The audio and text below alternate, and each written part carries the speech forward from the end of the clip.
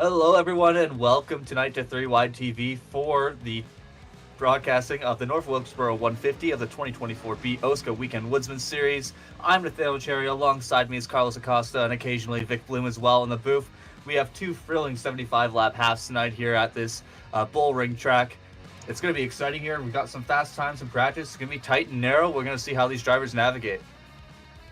Yeah, it's going to be a fun one indeed here. And, last time we were here, it's been a while. There's the trucks and a couple drivers got heated. I expect there to be a little bit of chaos tonight. But before we can start talking about anything else, let's take a look at the current point standings going into tonight. Where's my window? Here we go. Daniel Gore, your current points leader, by a pretty good margin over James Miller, Ryan Gabble in second, Caden Tubbs fourth.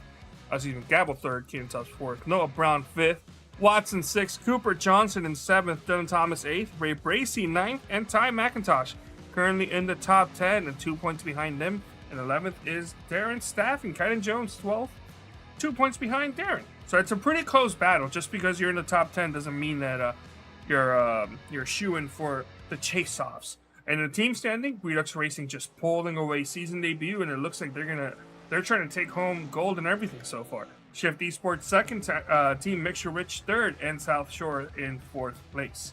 So, very heated race, but I know why you're all here tonight. It's not for the racing. No, it's for the commentators' championship. Vic, take it away. Oh, God. Yeah, so, Cherry, you're up first. Who you got? All right, so last time I was here, the only other time I was here this season, I picked 2 of the 4 shift guys, and I'm 2 for 2 on getting them to wreck. So my good friends back at Shift Esports, I'm sorry, but I'm doing it again. We're going to start off. Our first victim tonight is going to be Ryan Gabble. I'm picking up Ryan Gabble for half number 1. Yeah, that's a pick that if I could make it, I would. Who you got, Carlos? Listen, I was told that he's the only driver in the series to get a clean 0x half. So I'm telling my driver, Darren Staff, he needs to shape up and get himself a good 0x finish. Qualifying currently in second, I think he's going to get his first victory. And a 0x. It's not a good track for a 0x half. Yeah, that is a decision that has been made. Yeah. That's a decision. All right, well, since you're going to go confident in a wrecking ball, I'll go confident in a wrecking ball myself. I'll go with the 65 of Noah Brown. Jeez, we have names being I'm over here trying to pump up my drivers, and Vic's over here trying to bring chaos to all the drivers out there. You're welcome. Who chooses this track after a dirt track? Me. Exactly. What's that? I mean, come on. I had to get the chaos out of the way mid-season, all right? That's true. Yeah, it's true. We got that. We had the dirt track. We have this short track, and then we're gonna go to a super speedway after this. Want to give a very quick thank you to Weekend Woodsmen for coming back and sponsoring the series. They have a commercial that we're gonna play here. We'll be right back with the starting grid. Be sure to check out Tim Mayo Conrad and the Weekend Woodsman crew on YouTube. Make sure you hit that like button to get notifications when a new video drops, and check us out on Instagram and Facebook. Enjoy the race. We're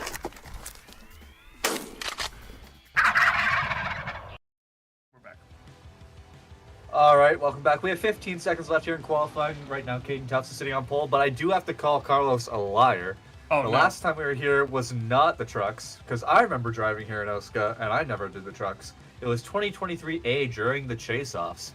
It was a thrilling battle between myself and David Westergreen for the points lead that night. Neither of us ended up winning the championship. We won't talk about what happened after that, but David Westergreen and I had a great battle both halves. I remember Where it quite did you well. finish that race? I believe I finished second both halves. Yeah, I wanted to make you look like a fool, but you're actually. I was behind Cameron Rich, I think, in both times.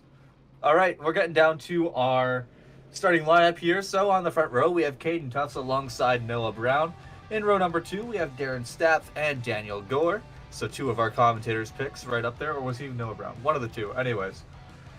In row number 3, we have Ethan Burrow and Ty McIntosh.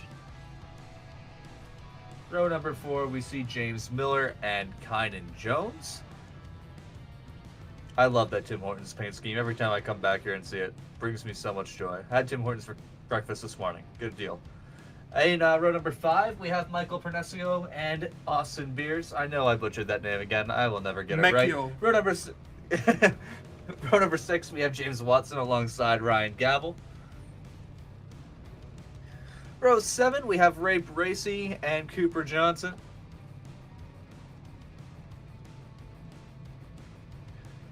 Row number 8, we have Matt Hackathorn alongside Santiago Aguirre. Row 9, we have Dylan Thomas alongside Jake Scarborough. Row number 10, we have Zach Evans alongside David Westergreen. Is this some sort of throwback week?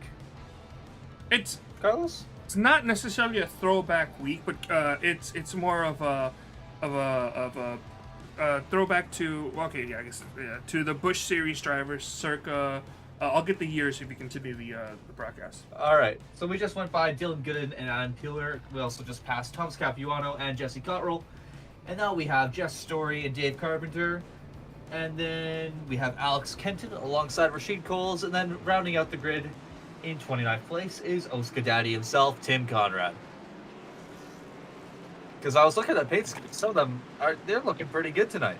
Yeah, we got a bunch of Busch Series driver schemes. I can't find exactly the years that the drivers were allowed, but we got a couple of good ones, including Zach Evans' scheme is a very deep cut.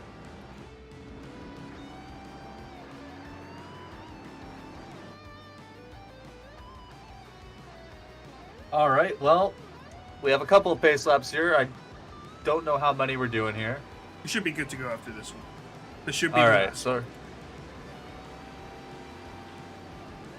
well, 22 car invert for half one. Both of them are 75 laps. Should be a quick one as long as these drivers are able to hold it together. But when I was practicing out there Tuesday, it was hard. The car is very loose, especially in the exit of the corners and entry of the corners. I think the middle point is the only safe place, and I get tight real bad there. So I still set a pretty decent lap, but it's going to be a tough one regardless. So don't expect this one to possibly go green. I do remember from when I drove that there was tire wear as a factor as well, but we've just gone green. Noah Brown gets a good jump on the outside here. Okay, Dustin's going to try and fight back in turn number 2 to see if he can hang on to that lead, but it's going to be a good run off the outside there for the number 65 machine. And honestly, you're seeing it already here. Being the inside may be the fastest way around, but when you're trying to make a pass, outside is king here. Complete that first lap. They're still side by side up front. Yeah, the inside may be a little too loose to work with, at least in the start of the run. If you see the 45 and a 10 of time McIntosh going a little sideways exit in the corner, it's going to be hard until the tires kind of start evening out and the wear starts showing. So maybe then some of the drivers will be able to power off a little bit better. But in this early run, it's going to be a struggle bus for a bunch of the guys. Well, the 65 has to be careful up here. He needs to make sure that he doesn't kill his tires too much trying to make this pass early. He might want to just try to file the line, live the fight another day here, as he's now got his teammate Daniel Gore on the inside of him as well. Ray Racing struggling here. Exiting 2 and the 29 goes around. There goes Jess Story. Oh, 66 involved as well. Caution is out for the first time tonight. And that's an early wreck there. Well, we did talk about it. There's not a lot of room here on this track, and said it should have been quick unless people get into some incident trouble, and it looks like it's happened already here. We'll take a look here at the 3-wide TV replay, see exactly what happened here. It looks like they're just 3 wide. You can't really do that there. They do try to... Oh, wow. Oh, 29 got loose. 29 got loose, and... But the 66. Oh, wow. Who just piled in there? I expect that may be the first penalty of the night. That I think Vic may see that as the admins may see that as a possible ARCA break situation. Yeah, we'll have to take a look at that. I also want to see there, I don't know if we have another angle. I know the 29 got loose, but I think he also might have gotten net coded a bit there about a 71. I didn't know if he actually made contact. I mean, it might have happened. It might have been inevitable contact, but it definitely looked like he kind of had that weird jump off of Dave Carpenter's nose. We'll take a look here. An unfortunate start to the race for those 3 drivers here. Yeah, well, here's a better look at it. Yeah, Ray Bracey had an issue. Nah, that was contact. It was just going to happen. Yeah. Ray Bracey had an issue exiting 2, lost a bunch of track position, and Jess Story was going by him on the outside, and unfortunately just gave it a little too much beans exiting the corner.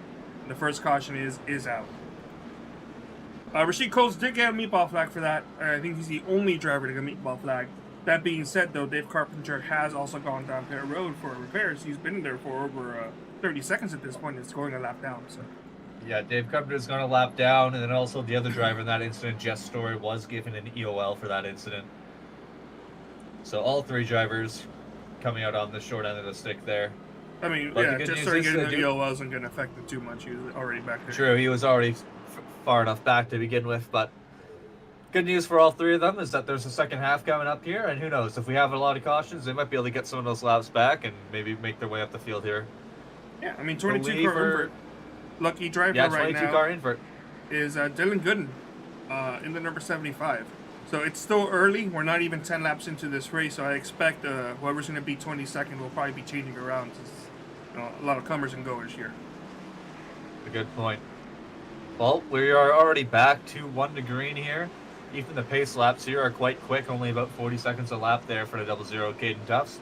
He selected the outside here, so he saw what was happening to him on that initial race start. He's going to try and control the race here on the restart. Expect to get him, see him get a good jump here and possibly dive down in front of the 69 going to turn 1. And we are green here. A bit of wheel spin from everyone up here. Those tires are still cold, but the 00 has cleared the 69 going to turn 1 and 2. Oh, fighting back though is Daniel Gore. But Caden Tufts is able to get clear from on the back straight away, and now 1-2 is single file as Darren Staff works on the outside of Noah Brown. And you mentioned that the outside is going to be very, very good. It's going to be the best place to be for the majority of the run tonight. I don't expect there to be that many long runs to see if the outside can get overthrown by the inside. But I think just like many short tracks, it's going to be really good to keep yourself out there and defending whatever positions you have. We have issues going around. Zach Evans in the meat find machine. Dave Carpenter looks like he just avoided being another wreck as well. We'll have to take a look and see what happened there. But it's a bit of a messy start here tonight for half number 1. Let's see what happened here. Ooh, Adam Peeler gets a bit loose. Adam Peeler spins out, and Zach Evans tries to avoid it. Whoa, hold on. Hold up. What is happening there? This man has started teleporting mid. It's his fault. It's his fault. That's why Adam Peeler wrecked. He was scared he was going to... There's a man standing on the track. Yeah, there's a man on the track, not hovering in Vic, the air what kind of league are we running here? Where's the security? What's going on here? Where's the racetrack security? Anyways, look, the 6 just kind of got collected a bit by the 75 as he was trying to get up high, and it looks like Tim Conrad got a bit loose trying to avoid it as well. Looks like all these drivers are going to be okay to keep going. Yeah, it all kind of just was a bit of a chain reaction from Adam Peeler getting a bit loose and spinning down to the grass by himself there. Yeah, the tires are still cold. Drivers have to be careful. And race control has determined that the cause of that wreck is on the 27, so they are being given an EOL, but they were already... Oh, no! Did you see that? Hold on. I was looking away. Sorry, what did I... Look at Tim Conrad and Jess Story got caught up in the incident. I don't know if it's slowing up for it or there's a checkup. And Jess, I don't think he slowed down enough. That may be the second penalty of the night. Yeah, Tim Conrad had slowed down and Jess Story just didn't react enough, and Tim just kind of bounced off of that gap in the wall where they try to allow safety vehicles through, and that was just a nasty hit there. OSCA Daddy's becoming a bit too old for this. That's probably what he's thinking here. His back's probably hurting. No safer barriers on this track. Yeah, Tim Conrad did get a meatball flag for that, but it has already been cleared. A lot of drivers going down Parrot. Well, a lot of the drivers involved going down Parrot Road. Jess Story still in Parrot Road, actually. No, sorry, he just left. He was there for over a minute. He's multiple laps down. Tim Conrad also hit that meatball flag. Gordon in Parrot Road, although he is leaving right now. He may still be in the lead lap. Yeah, I think he will be. Yeah, and also of note, Dave Carpenter is now back on the lead lap, as he did get a wave around from that last incident. So that leaves us with Tim Conrad and Jess Story each down 1 lap, and Rashid Cole's down 10 laps. I'm guessing his half is probably already over. He'll be looking forward to the next one here. We are double file again, and now Caden's trying the inside. So I'm not sure if he didn't like what he had there for grip or if he saw something. We'll have to see how this plays out for him.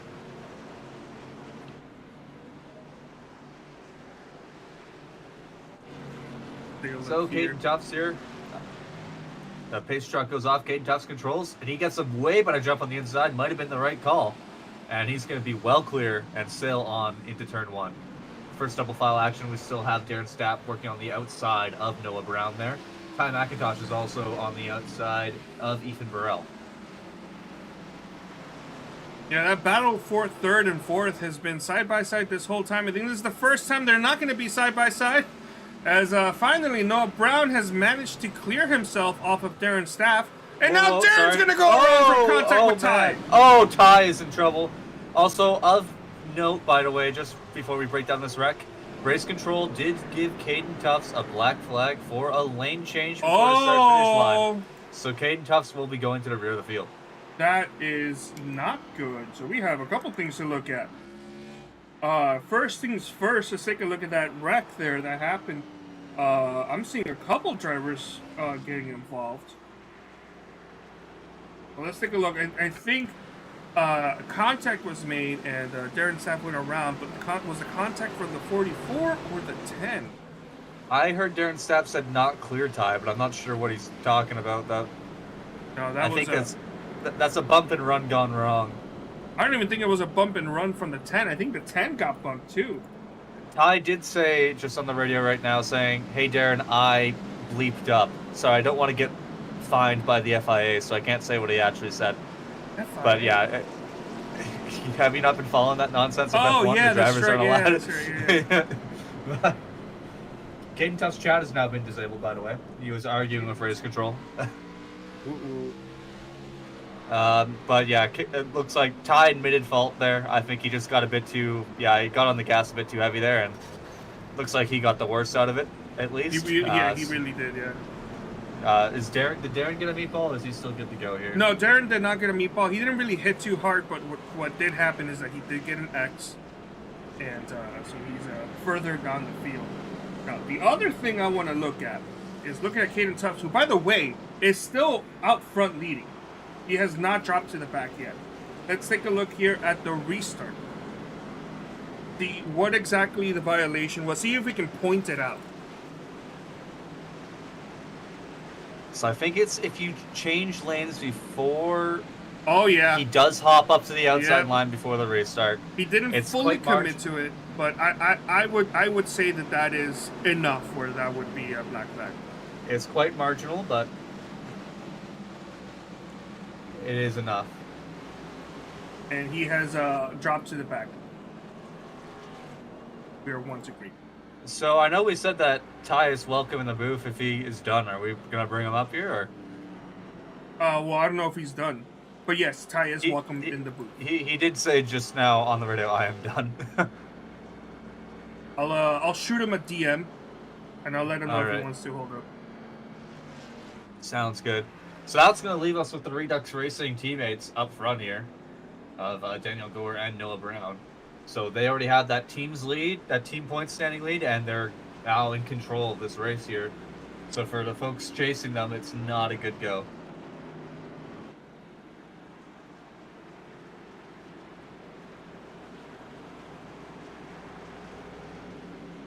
And we are double file again here. So we'll see how the teammates handle this restart here. Hopefully they don't make the same mistake that Caden Tufts just made here. As we welcome Ty McIntosh up from the booth, we will introduce him properly in a couple more seconds here. We're just going to grab this restart here. As Daniel Gore is in control of the field, he gets a good jump there. Not as good as Caden had. He makes sure to not change lane. And we have Austin Beers sending it 3 wide down to the turn number 1 for third place there. Causes a bit of a shuffle up the track. Kynan Jones is going to come away in third place, so I think he has that outside run. Ethan Burrell is also there. We have a yellow flag. Caution. Hearing Dave Carpenter talking about it. Dave so Carpenter, I'm not sure. Caden Tufts. Uh-oh. Oh, man. So just a bad night goes to worse for Caden there. Well, let's quickly take a look, and then we can talk to Ty and then see what...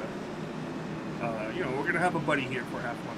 As Caden Tubbs shoots it to the inside, going into turns 1 and 2, drifts up a little bit into the 71, and unfortunately that's going to be a caution and potentially either a warning or a penalty for causing the caution immediately after another. Caden's definitely going to get an EOL for that one. He definitely just sent it in with. Ty, you have got some explaining to do, my friend. Yeah, are we talking about the move next year or the race this one? It's just both. So yeah, I mean, it's just got into Darren there. Didn't want to, obviously. Got into Darren and then checked up, and short track racing, nowhere for anybody else to go behind me, so it's unfortunate. But alluding to what you were just explaining to there, after this year, I'm going to move up to the booth full time for 2025A and probably 2025B as well. So I guess a little bit of a tryout, I guess, and getting used to how it's going to look next year. At least for half one, and then hopefully you don't get wrecked in half two. Yeah, hopefully we don't have to hear you in half number 2. Hopefully, unless we're interviewing you as a race winner, but which even then I don't want to do that. Oh my god! I don't know. I would like to win one before my time in the seat's done. But also, by the way, we have now lost a second driver's voice comms. Adam Tepe has. Oh, never mind. It's been re-enabled. That might have been Pepe making a joke. Adam and Vic have been shifting David Westergreen's chat privileges. So, all right. Well, I know we did lose Cadence. Yeah. Well, we do have another driver in the infield care center. We can bring in the number 1 of Ryan Gavel. I don't think we should. I don't think we should. He's still on track. Why is he there? He might have made a boo-boo. I don't think he's supposed to be there. Oh, okay. Yeah, I'll drag him there. I'll move him to. Wait, where is he supposed to be at? Shift. Probably shift to the forward. It's I'll put him in Ryan shift. Gavel moment certified. Yeah, he's running in 10th place. So I mean, unless he's planning on doing something on this restart that we don't know about. Yeah, I was also thinking it's like I don't remember seeing him get involved in a wreck. All right, well, to look for. They're double file again here. We have Daniel Gore and Noah Brown controlling that front lane here, and I think we should let our friend Ty here commentate on this restart. What do you think, Carlos? I think that's going to be a great idea, Ty. All right, I'll get it going. Get a little look into 2025A here. As Redux has been really strong to start this race. Unfortunately, I had to watch them drive away. But they look really good as Daniel Gore is going to have the control here. So we roll into the restart zone. Gets a good jump on his teammate, Kynan Jones following suit. Scores out to about a half car length lead here. Noah Brown's going to tuck in behind. So we see the field get a little spread out there. Kynan's going to get underneath Ethan Burrell. Ethan's been really quick to start this race as well. Getting his first look on the high side there. Here's working his way through behind. Noah Brown still looking at Daniel here. And Kynan might get a look. Oh, we have Ryan Gavel all the way up in the top lane there, further back. There is also... and we have another caution here. Oh! Jake Scarborough, Santiago, Gavel, still James Watson. A lot of drivers involved. Gavel got the meatball flag, and I guess he maybe end up in the infield care center after all. Yeah, he was seeing the future there. I know Watson Gavel also meatball flag. Gavel basically rode the entire top line there, going in through turns 1 and 2. Well, let's take a look and see. May have indirectly led to that incident. Let's take a look here. So you see Gavel's just trying to make that outside work, and he just runs out of room. I don't think the 88 knew that was going on. Yeah, that's definitely not the line that he would expect the one car to be on. So I don't think that was anything other than just not thinking they were 3. I think that's, dare I say, a racing incident? Yeah, I would say it's a racing incident. You can't penalize the one for being on the outside. It's not like he was on the quarter panel. They were side. It was like equally side to side. You can't penalize the one for that. It's definitely aggressive, but it's also very hard to pass. Like, what else are you going to do in this scenario? The 39, this best little contact, but they got it figured out. And then the 38 kind of came up, not expecting the 39 to be in the middle, expecting him to be on the outside. And then a little bit also some more calamity going around. So this is just over aggressiveness, but still a racing deal, I would say. Yeah, just not a good corner there for Gavel. Kind of put him in a bad spot, and the Ryan Gavel precursor, being in the infield care center, might have just eluded that and maybe put some bad juju on that number 1 car. That's probably where he's at right now. So yeah, there was a lot of folks that got a piece of that as well. We saw the 14 was one that I picked up. Who's in the 14 tonight? I gave Alex Kenton, I believe. Yeah, I gave the starting order. I do not remember anything I said, but yeah, there's a bit of a pile up there. But these 3, more importantly, those 2 Redux cars at the front, I've had no issues at all so far tonight. They're just kind of waiting for the cautions to go, getting a good restart, driving 5 laps. Caution happens, get to chill out for a bit, and then they do it all over again. Back when Cameron Rich was driving for my team, before he quit to go run his own team, that little traitor, he would always say something about short tracks, and that's just don't pit unless you have to for fuel. Don't pit, because the moment you pit, that's when you get crashed. He won a couple races by not pitting. For me in short track races. So I don't expect Gore, Brown, or Kynan Jones pitting unless they absolutely have to. I remember losing a race to him here due to him not pitting when the last time OSCA was here. So there's a method to that madness. Granted, I do think the halves were a bit longer the last time we were here, so I think we did have to pit for fuel. But we're about to get going back green here. Gore and Brown have been controlling. From halfway, so we're gonna be good. Yeah, we're gonna be good here. Gore and Brown get going. Kynan gives the 69 a bit of a shove there, and that's gonna back up his jump. And Austin Pierce is gonna start at 3 wide. Pierce is gonna keep it clean. He is wise to back out of that. That would have not ended well. But the 65 and the 69 are side by side here. Noah Brown might be actually trying to take the lead. And those Redux cars have worked really good together as far as giving each other room and trying to maximize what they can here. But Noah Brown is not somebody that's going to want to sit back there. As you see him move to the outside of Daniel Gore here, I think the outside is the preferred passing lane, as he's going to try to stay on his outside. We see Ethan Burrell coming with some momentum around Kynan Jones as well. And we're going to see probably a good bit of room given between these 2 teammates here as they fight for the lead out of 4. And they're still side by side. It's quite impressive because they're still not really facing much of a challenge from the 73 or the 44 immediately behind them there. It would not surprise me. It would not surprise me if they've spent practice time together running side by side to see if maybe they could hold off that lane, because they were doing it very well. They were slowly pulling away from Jones and Burrell, but now both of those drivers are slowly catching up, and Jones taps and turns to 65, 19 involved. Oh boy. Kynan got really free out of 4 there, and I was going to call it out. And then Noah took a peek down underneath Daniel there, and maybe didn't have the greatest corner entry, and Kynan took full advantage of that, or tried to. And unfortunately just made contact with the 65 there. So that's the yikes. 65 has picked up a meatball flag. Oh, we have a new outfit from Kynan too, with the classic boot window. So we'll have to take... Sorry, what? A classic what window? I was looking away from your share screen there. I was looking at the actual... What? You heard him correctly. No, yeah, that's what it's called. Boot window. Yeah. Bro, we're gonna get fined by the FIA, man. Yeah, we're pretty screwed, but it's okay. We're cooked. Yeah, so we'll take a look here. Kynan just tries to send it a bit too much. He misjudges it there. And then Austin Pierce takes a big hit as well. That's a hard hit on the main victims. Yeah, mainly the 2 main victims are the 65 and the 19 there. Talk about a season for Austin Beers that has not been ideal. Nothing that we've seen really like the normal Austin Beers season so far. So already not the greatest start. Not too many races left before we get into these playoffs, and he's not looking great right now. A little bit of unfortunate luck.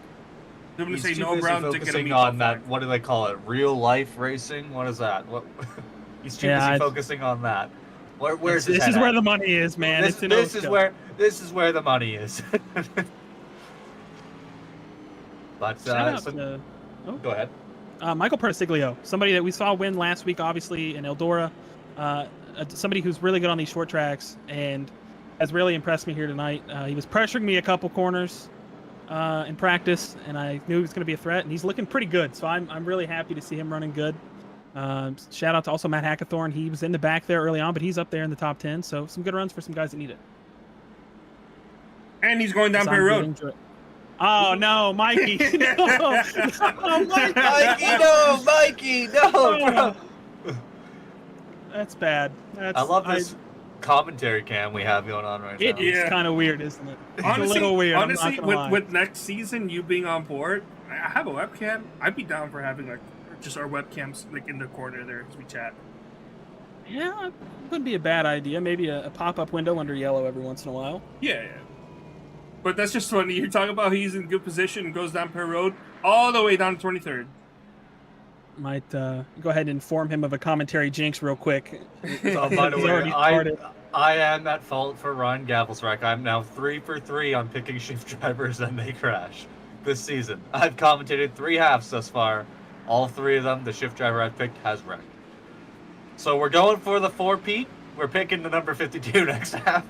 We'll see what happens. But hasn't been good.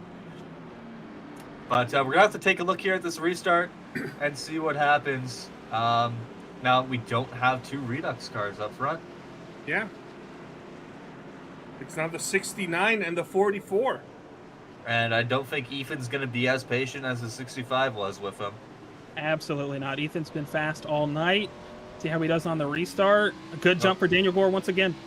Kind of keeps giving the first place car a bit of a bump, and it's helping them get in front just in time before turn 1. And our top 3 are going to be single file here as Dylan Thomas is going to slot into 4th.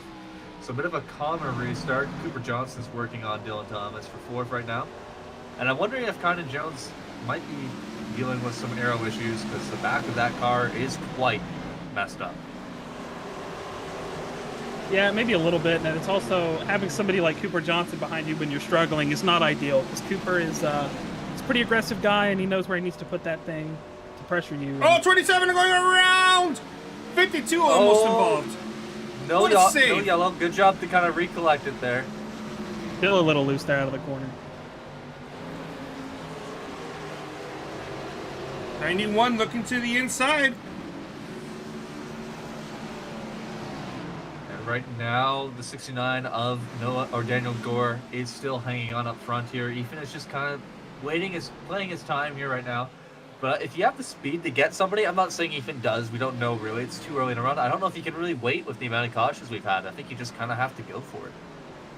Yeah, I think with how quick Ethan is on these long runs, I think that's probably what he's playing into. Is he's hoping that we go a little bit further, maybe saving his tires a little bit. He's also really methodical. Ethan is one of those guys that will not make a move unless he knows that it's a good idea. And we see him pressuring Daniel Gore right now for the lead. We also have some battles further on back there, but as you were mentioning, the 44 is closing in. We do have some multicam here, so we can look at all the action, but on your bottom left there, as we're seeing the battle for the lead. Definitely seeing some different lines there. Ethan gets a better run off of the corner. He's just trying to set up his opponent there, see if he can bounce, or whatever. I screwed up the words, but you know what I mean. Even it's right on the back of the 69 of Daniel Gore here. See him trying to arc. Yeah, I was going to say, you can see how he's arcing the corners way differently than the car in front. The 69 is just kind of trying to ride the bottom, but Ethan is going in a bit heavy, backing it up, and then getting a good run off the corner. He messes it up a bit that time there, but it's definitely going to be easier on his tires. 52 in the wall. And the 52 that completes is in the the wall, jinx. yes. But no, I haven't picked him yet. Oh, that's right. Next half, he has to wreck as well. Sorry, Seth. Yikes. Oh, we got a yellow. Caution's out. Oh, Mikey, what did you do? Third time, you have completely ended this guy's career. It's hard, dude. I'm not even in the booth full time yet. I'm already doing it. This is bad. It just happens once you give up the keys and get the keys to the warehouse. That's when you start jinxing. All right, this is gone around from the front of the 7, which means we get to look at the 3-white TV. Oh no, Cam! Oh no, it's not there! Oh no! Bro, top 10 Carlos moments. Oh that man! That might have been netcode the way that was looking, by the way. We call this race the quick shifts 150. We get to highlight the oh no cam, and the Mance doesn't even have the oh no cam scheduled.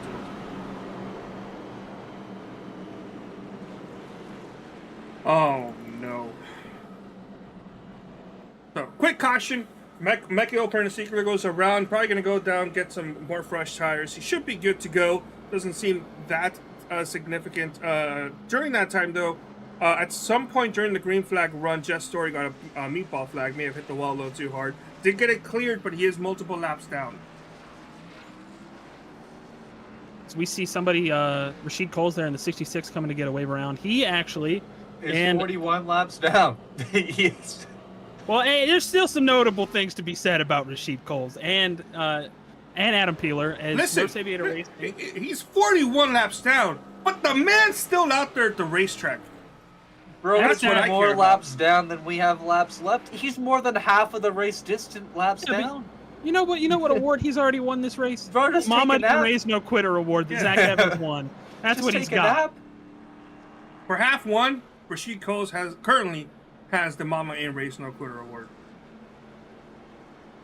But what I was saying before, he and Adam Peeler obviously moved from Nurse Aviator and Dylan Thomas to Binks, so they are now in Chevrolets and working with Neil Rutt and Zach Evans whenever they're on the racetrack. Zach's having a... I'm not going to talk about it. I'm going to do bad things by saying that. Hey, Ty, you know what you should do? You should get back out on the track there. You're 4 laps away from losing a spot to Rashid. You got to go. I think I'd rather start I just said start shotgun on the field. FIA, please don't fine us. Please, we're so sorry. Please don't fine us. I think I'd rather start shotgun on the field than start with one car behind me. So I'd rather. The amount of times I've almost accidentally forgotten to say the F in quick shifts, and then you just say sharp like twice back to back. Hey, it's a precursor to what's going to happen next year, so I'm here for it. I'm going to step on my toes a little bit, but it's going to be fun. So, just moment number 1 of many.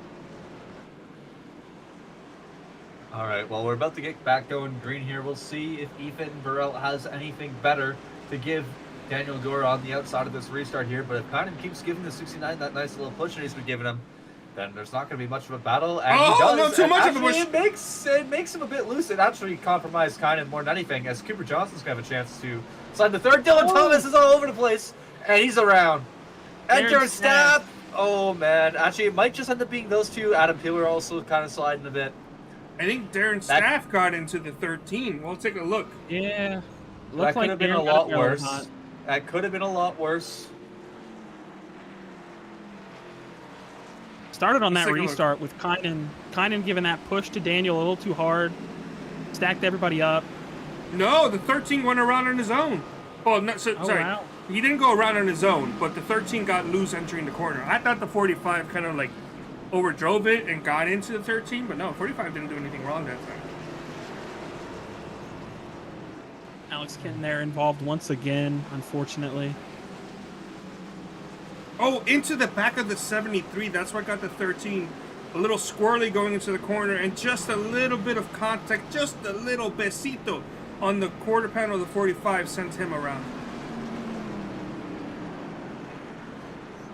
Alex Kenton also involved in that there, yeah. So another chain reaction that we've seen so far this race. We'll see if half number 2 is a bit better, but thus far it's been about 5 lap runs and something like this happens. Ooh, and Zach Evans getting more damage on that car.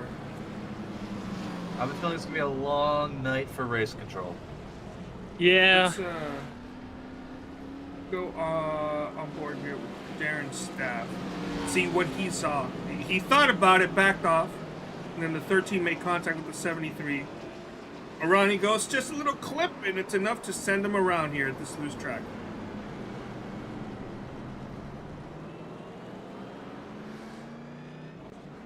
Santiago might have got a little bit of that. Saw him get involved in a wreck early on.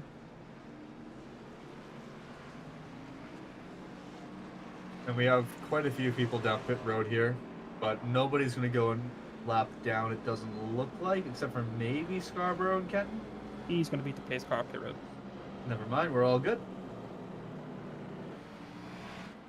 So we're going to try this a couple more times here. I hope it's only one more time, but not sure from what we've seen tonight if that's going to be the case. We're going to be coming to round 12 to go, I believe, when we hit the green flag again, and Ethan's going to have to probably now. It's send it time. There's no more waiting around here to see if you can reel in the 69 in the long run, because there's not enough laps left for one of those.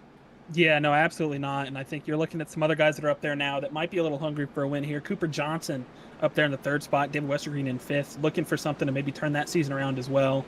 James Miller, who's had not the greatest past couple weeks, somebody who we've seen in victory lane already this year, maybe looking to get back up there as well. Alex Kenton got a black flag. It's been cleared. Oh, it sure has. I wonder if we're going to see possibly the 73 give that nice little boost push to the 44 here now. We'll see how it works out. I hope he thinks differently after what happened last time. Yeah. You never know. He's been doing it all race. It only went bad once. He does give a bit of a bump. It doesn't really help out that much. It does create a chain reaction again, though. It looks like they're going to be able to have it sorted here before turn 1 this time. Ethan Morello with a nice run off the outside there. He's going to force the 69 to think about it before in the he wall. clears himself. Puts himself into the wall, though, and now Cooper Johnson's on the inside of the 44. And we have another yellow flag, and I think Cooper might have just grabbed second place. Oh, I think he Jake did. Scarborough's What a around. drive by Cooper. Yeah, Man, what a Cooper gamer. just, as soon as he saw that the yellow was coming out, he just put the foot on the floor, and he was able to gain second place there. So now he will have the outside lane restart here for this next one. Let's go take a look at what happened on this yellow. Jake Scarborough was around. Let's see.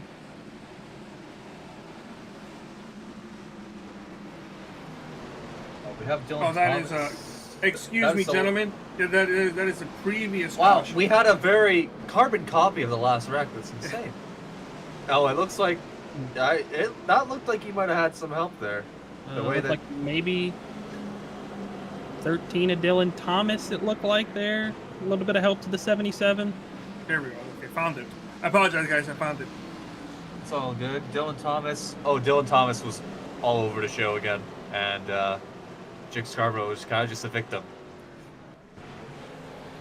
Yeah, Dylan Thomas gets loose off of turn 2 here, and he's just wrecking down the entire back straightaway until, unfortunately, Jake Scarborough does end up getting collected. That's pretty significant contact the outside wall for Jake too. That might end his day here, depending on how hard. He might be okay. He Maybe does not have a meatball, so he is still good All right. to go as of right now. just a little bit of arrow damage. He'll probably tough it out for the rest of this one here. There's going to be roughly 7 laps to go once we get back going here. I think Dylan Thomas got a black flag. We'll see if he gets cleared here any second now. I imagine that's probably for causing the incident. Oh, that's right. Yeah. I thought those didn't show up on my telemetry. That's weird. Well, regardless, he's got the black flag though. So, Ty, you're a driver. The penalty for causing a caution immediately after another caution, is that a points penalty or is that like a what? Like that's a penalty, right? It's just an EOL as far as I'm aware. Oh, okay.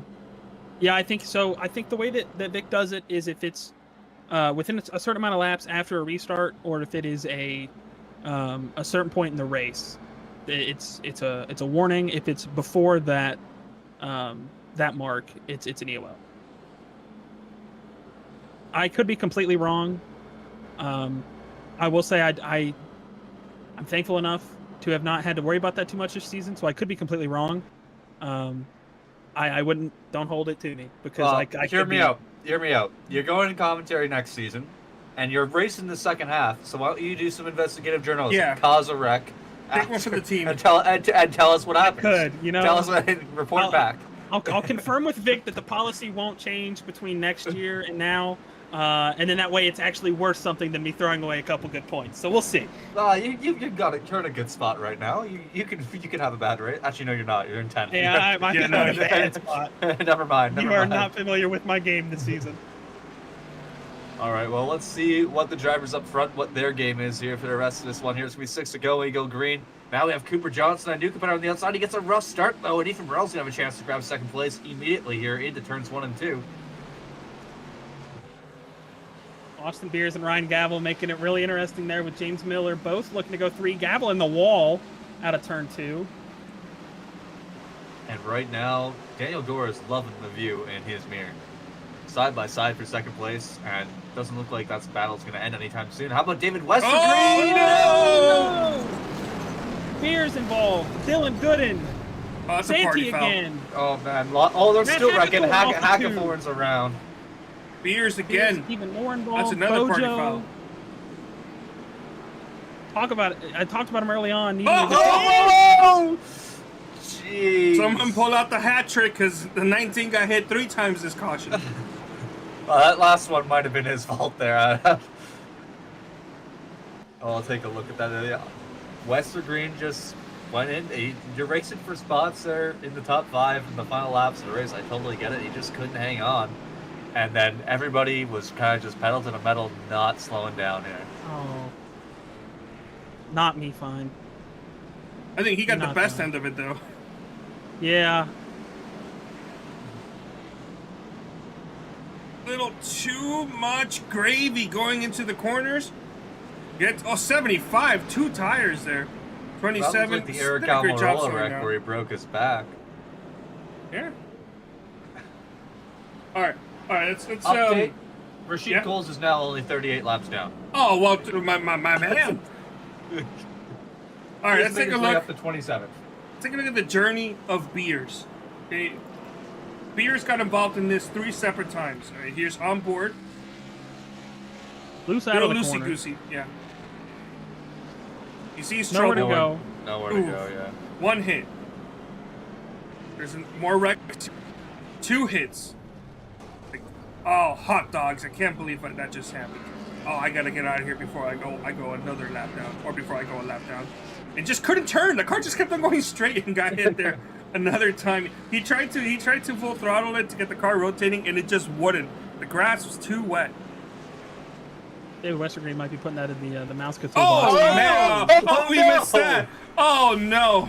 I think that might have been some frustration there from the 19. That's definitely not what Austin Beers wanted. Steering wheel guess. came out of the whole car assembly there. Car just went straight. Wow. Did not do the Dale Jr. with the glove, turning it by hand. It's mildly I think unfortunate about for that Austin Beers. sometimes, and it's like you got a spear that's directly in front of you when that happens. Yeah.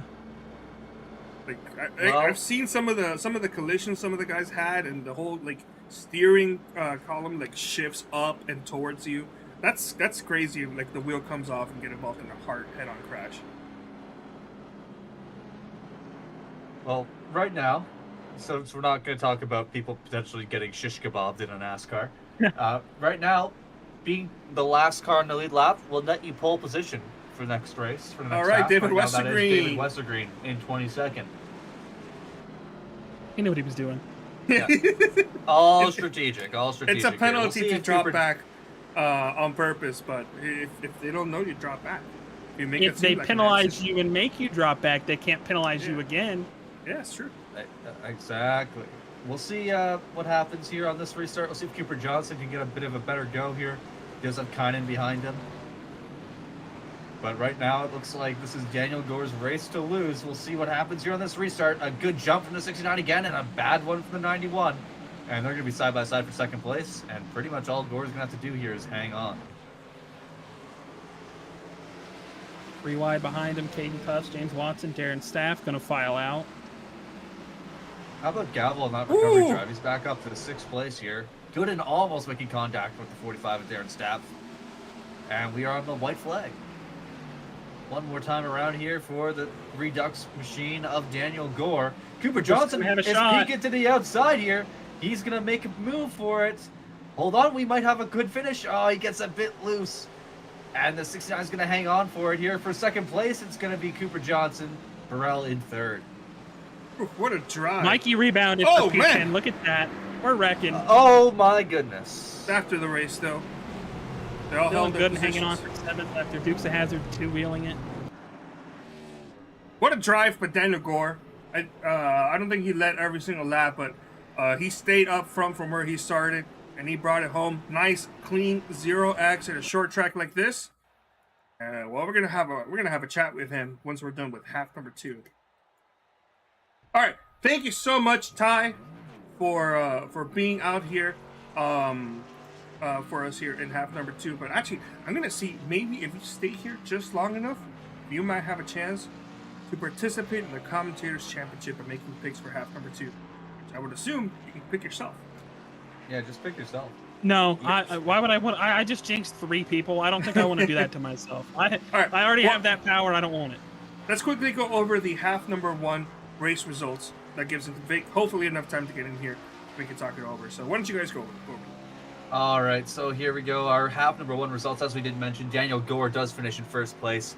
Cooper Johnson and Ethan Burrell gave some good challenges there to Daniel, but he was able to hang steady. James Miller, Conan Jones wrapping up your top 5, and your rest of your top 10 goes as follows: Ryan Gavel, Dylan Gooden, Caden Tufts, Darren Stapp, and Michael Pernis. I don't know. Pernifiglio. Yeah. Mikey is 10th. It's not even Mikey. It's a Mecky. It's there's, you know what? I'm not. Man, I'm. Anyways, Tyler, you want to continue? James Watson comes home 11th. Thomas Capuano 12th. Jesse Cottrell 13th. Jake Scarborough 14th. Santiago 15th. Dave Carpenter 16th. Adam Peeler 17th. Hackathorn comes home 18th. Zach Evans 19th. Alex Kenton rounds out the top 20. And then the rest of our field is. Okay, it's going to be Dylan Thomas, David Westergreen 22nd, Ray Bracey 23rd, Austin Beers 24th, Noah Brown 25th, Jess Story 26th, 27th Rashid Coles, and 28th is going to be Tim Conrad. Oh, excuse me, 29th. Sorry, he almost snuck out there right there. Ty McIntosh, and another disappointing run. Vic, how are you doing, man? Know. I hope you don't have a headache. I had to black flag my guy, so there's no bias here. I black flagged the driver that I picked. I just want to point that out. All right, there's zero bias. I never want to be accused of it. All right, that sounds fair. Ty, do you want to join the commentaries picks? I figure I might as well. I'm here. Yeah. All right, who you got here? You can go. You have free choice. You get. I get can to pick anybody on this grid. Yeah. Rashid. I'm gonna pick the 77 of Jake Scarborough. Man, I heard that you and him are the best of friends. We're good. We're on a good. I think Ty right discovered Ty single-handedly jinxed at least 3 drivers that half when he was commentating. So I think there might be a reason behind that pick. That's all I'm gonna say. What do you mean? What makes you think that? Just a hunch. All right, Vic, Okay. who's next? So unfortunately, I'm next because I suck. So I was not ready to be the first person that has to make a pick. Unfortunately, so I didn't have any pick in mind. But I'm gonna go. Oh man, shoot, I don't know who to go with. Who should I go with? Rashid Coles. That's okay. If I want to pick the first person to arc or break somebody, yes. Thanks.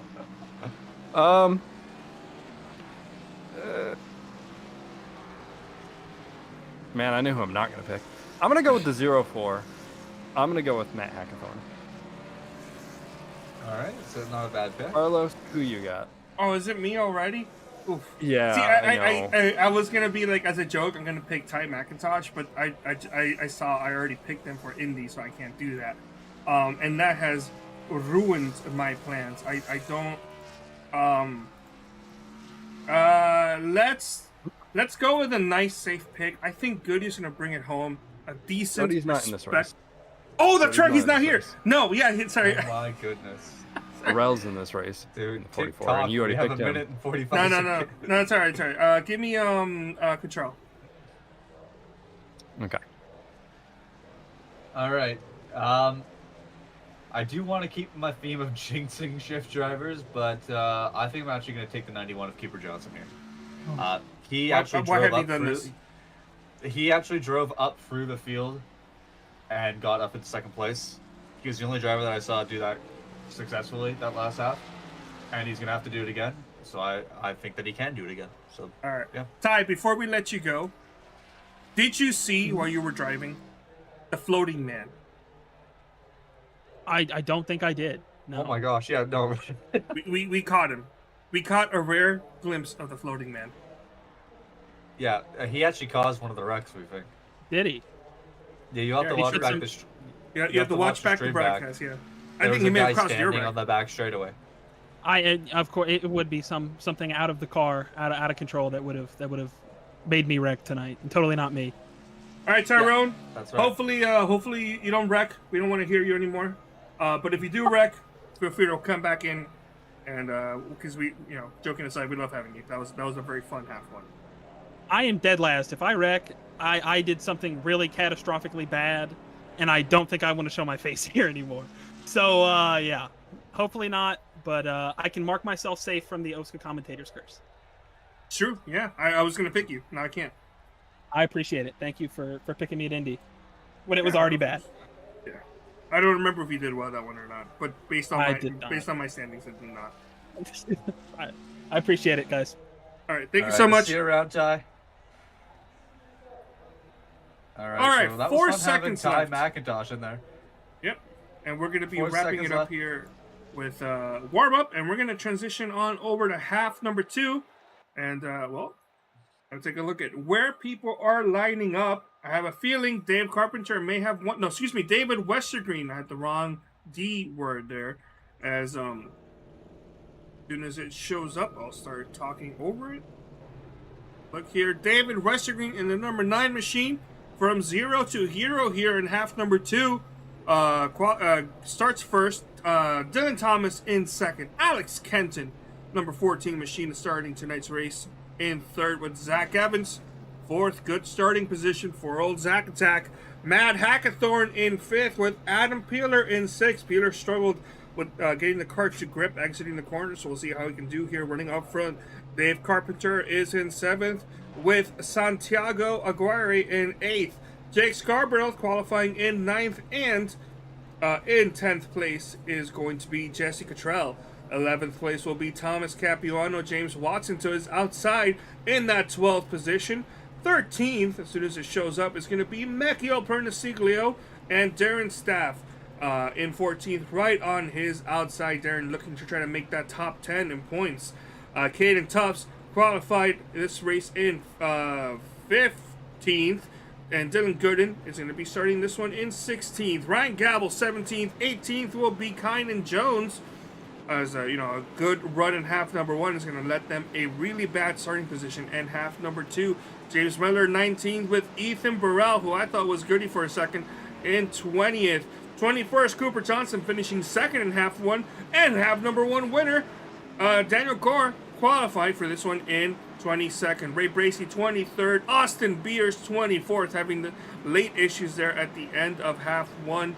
25th will be Noah Brown and Jess Story, multiple laps down in 26th position. 27th is going to be Rashid Coles with Tim Conrad alongside him in 28th place. And last but not least, Ty McIntosh will be starting dead last here in half number 2, 29th place.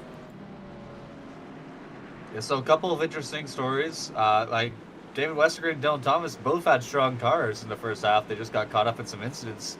So we'll see if they can take advantage of this clean air up front. You're also going to be looking to see if drivers like Daniel Gore and Noah Brown can make their way up through the field alongside of my pick, Cooper Johnson there.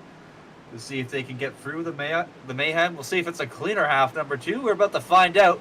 David Westergreen brings us to the green flag here, and they are side by side going off into turn 1. Dylan Thomas actually gets a great exit or entrance into turn 1. Westergreen black flag. He beat Dylan Thomas to the line. Westergreen shouldn't have a black flag. He was the race control. He was the leader. No, he wasn't. He's.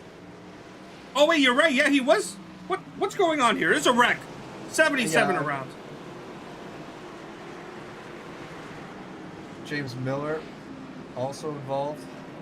Oh, you know what it could have been? Maybe he restarted too quickly. That's possible as well. Initial start of the race goes on race On control. the green flag. Yeah, on the green flag. Yeah. Well, we'll monitor that. Let's take a look at here what happened on to bring out the first caution. Jake Scarborough. Oh, Jake Scarborough got a meatball flag, and immediately Ty McIntosh gets his second commentator's jinx of the night. And also just a note, David Westergreen has gone down into the pits to serve his penalty, so I guess it was legitimate, whatever it was, and he will now be at the back of the field here. we'll have some work to do. He got involved here. Oh, lock it up. Oh, but he's alright. It's just a false negative here on the tracker. So let's find David Westergreen. Find the restart or the initial start of the race and see just what went wrong. So that green flag usually drops right around the restart zone. Does he just go a bit? I mean, I don't know. I also don't know. I don't understand. I kind of want to bring him up, but I also don't think I should. Yeah, I think we'll just let it go for now. If we have a chance to talk to him later, maybe he can get himself back up into the top 3 and we'll have a chance to talk to him. But yeah, I don't really know what happened there, but nonetheless, Dylan Thomas is now your race leader.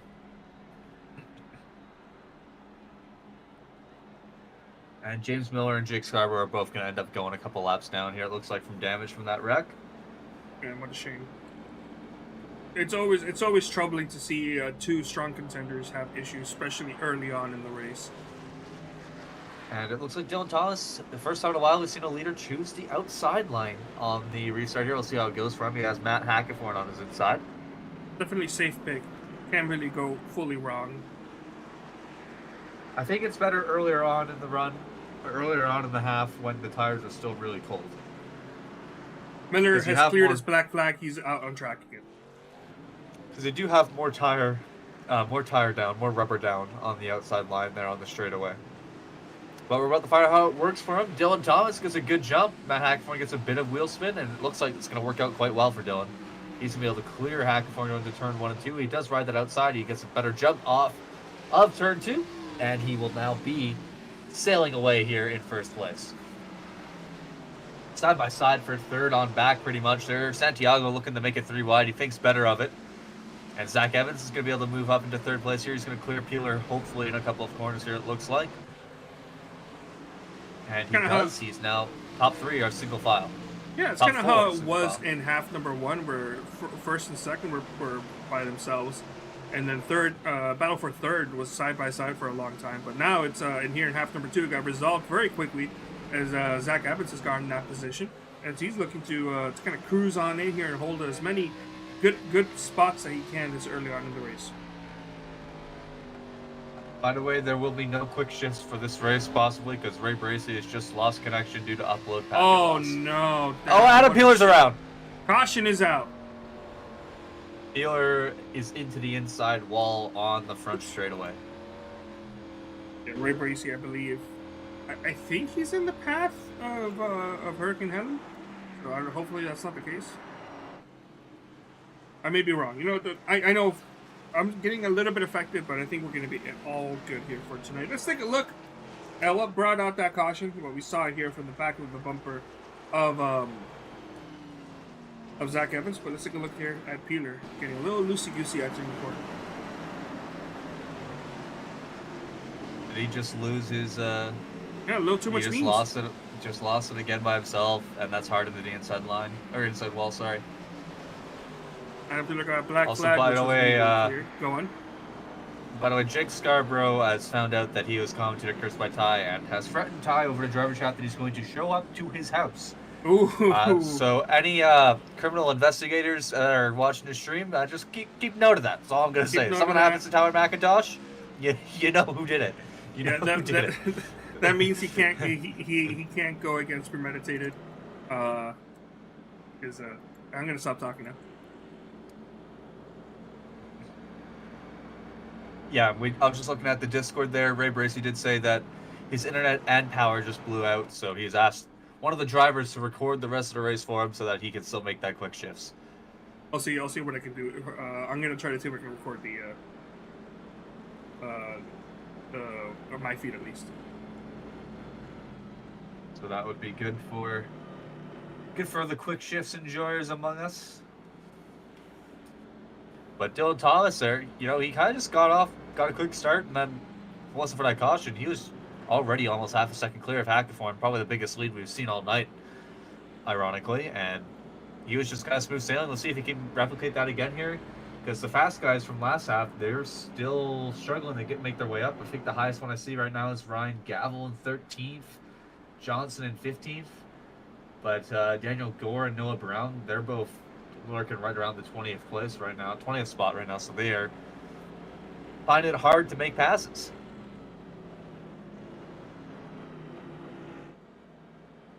I believe we're going to be coming to 1 to green this time around.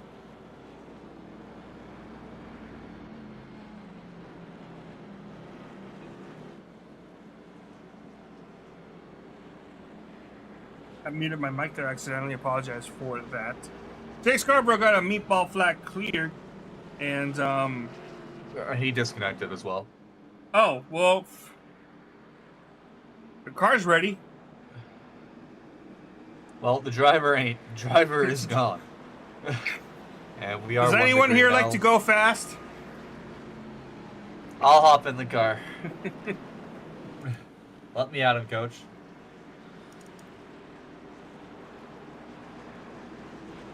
I'll just single-handedly get myself removed from the league. Nothing to lose. You're still an approved driver, right? You're still like. At the moment, I am still an approved driver. But if I was able to hop in that 77 right now, no saying what happens. Anyways, we're about to go green here. Dylan Thomas with another good jump on the outside line. Santiago gets really loose there on that outside line. And it's going to allow Dylan Thomas and Matt Hackathorn to kind of just control this race, this restart right again here. Santiago actually, I was saying, he's on the outside of the Hackathorn now. So that battle for second is beginning to build a bit more here, and Dylan Thomas just pulling away really quickly here, already up to 0.6 of a second. And pretty much side by side for the entire field from behind him. But yeah, Dylan Thomas is really gapping. You know, Dylan Thomas is really hoping that we stay green. Not sure if there's any likelihood of that happening, but that's what he's praying for right now. We've got a good battle here for second place between Santiago and Matt Hackathorn. As Hackathorn's charging on the inside, trying to get that position, isn't able to do it as the 88 clears himself from the 04 and cautions out 65 going around another Redux Racing driver. As this one is going to be Noah Brown, half one winner. I did hear Ryan Gavel say sorry on the mic, so I'm not sure if that's the culprit. But we'll have to take a look here.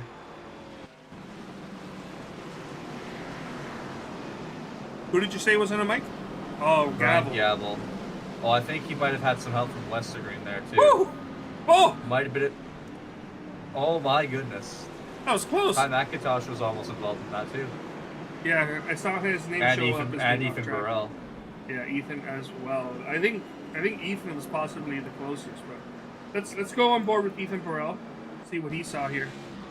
I'm wondering if Westergreen did get into the one as well. No. Nope, it was just some. Oh, Maybe. Nah, it looked like it was just the one. Oh but man. Gavel did kind of ride that bumper for a second there as well. Bro's just cutting the grass on the inside line there. That's how close this was. A little checkup, little checkup from the 65, but it's, that's just how racing is. And so race contact. control has given their input. So the 9 net coded into the 1, which caused the 1 to bump into the 65. It's the official call from race control. And the 09 is getting a free pass. James Miller, now only 1 lap down. That's good. Another caution. He'll be back. Actually, sorry, no, he's back on the lead lap. He's back. Oh, on the lead lap. hey! Congratulations! So James Miller and that Tim Hortons machine. Bro's Tokyo drifting out of the corner to celebrate. So I think we're going to get that 1 to green call again this time around here. Now, Dylan Thomas has some new company that he'll have on his inside here. Santiago Aguirre. Or is it not 1 to green? Never mind. We have 1 more lap at least here before we double up. A bit of a slower start to this half, it feels like. Yeah, but we'll it's see the what calm happens. before the storm. We'll see what happens here as we get going. Maybe we can get a bit of a run.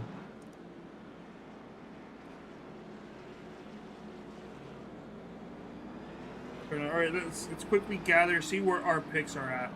I picked Cottrell, who's currently in 14th. You picked the 75, who is going to finish dead last. I picked Cooper Johnson. No, yeah, you picked Cooper Johnson, who is actually 16th. He's made He's up some 16. ground. He's working his way up. Ty McIntosh picked 77, who was dead last. Who did Vic pick? Hackathorn. All right, well, he's Yeah, trying to Vic redeem himself. has a good pick so far. Yeah, he does. So Dylan Thomas here, like I said, he has some new company to his inside there. We'll see how he handles it as we're about to get back going green again. As the pace truck is about to pull off Dylan Thomas with another restart here, he gets a good jump. Santiago Lopez was laying back quite a bit there. And it's going to open up the door for Thomas Capuano to possibly get his nose on the outside there. And that he will do. Capuano is side by side with the 88. He's going to possibly have a chance to grab second place here. As Dylan Thomas is going to continue to love seeing this in his mirror. The driver is constantly battling for second place. And we are 3 wide a bit back there. Dylan Thomas, Dave Carpenter. Or not Dylan Thomas, I apologize. Austin Beers and Dave Carpenter. I couldn't see who that third driver was. I'd rather been Ty or Cooper. And Thomas Capuano had a good run. If he had just sent it, he might have actually been able to grab second place. Thomas Capuano is another one of those drivers that's good at short tracks. Caden Thompson and Dave Carpenter, I believe, just made some contact. Good clean battle here for second place. As a little loosey-goosey Capuano was, but he's able to still put the power down, continue to stay side by side, and right behind them another side-by-side battle. But on the advantage is going to the inside line, a little bit of net code to Mecchio, but he's now cleared himself. Oh, contact between Hackathorn. the 88 and the 21. 88 just sent the 21 up the track a little bit, but it looks like he's going to recover. And yeah, I think they're still side by side. They can't clear each other. And also some net code, as you're talking about there, for 28 as well. And it looks like Santiago has finally cleared Capuano. All while Dylan Thomas continues to extend his lead. Santiago looks like he couldn't be bothered to make that pass. Also, Wow, Austin that Beers. wheel is moving around like crazy. How about Austin Beers? He's up into 5th place. Like the little full the dreaded sticker. half one that he had with being involved in the same wreck 3 different times. He's now in the top 5 and 28 getting loose. Look at Santiago wheeling that. He looks bored out of his mind, but he is wheeling that car to perfection currently in second. It's just another day at the office for Santiago. He just looks like, man, I just want to go home. Dylan Thomas still with a nice gap up front there.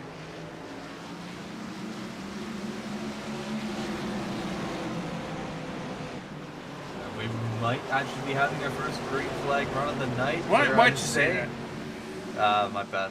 That's on me. That is on you. Hope you're proud of yourself if you get a very quick caution. I am so proud of myself. Thank you very much. See lots of side-by-side action deeper down in the field, though. Hackathorn is starting to drop a bit like a rock. He's down into 9th place. 10th place, sorry. Pierce has made a pass for that 3rd place position. As Capuano's struggling a little bit. He's now got the 0-0 to his inside. Mecchio almost to his inside as well. As this is a nice little cluster of vehicles going around there. And staff also making his introduction to this battle. You're going to watch Beers here. He might be starting to chase down these top 2, especially since it looks like Santiago might be interested in trying to make a pass for the lead. I'll have to keep an eye on that. Being sure Rashid Coles went off track. But he's all good to go. It's all good to go there. We did have lots of side-by-side up there in those top 5 cars, but they kind of just all sorted out together all at once. All became single file again. So now our first battle really is between Darren Staff and Michael Pernasiglio. I was closer. I'm getting better. Thomas Capuano also almost getting set 3 wide. And there is Daniel Gore as well. And into the walls, the 28. So Daniel Gore's trying to recover from being involved in a wreck there in half number 1. Or was it Noah Brown that was in a wreck in half number 1? Which one of them was it? Oh, there's something for the webcam. There was no I round gotta that yell was at him for run. that.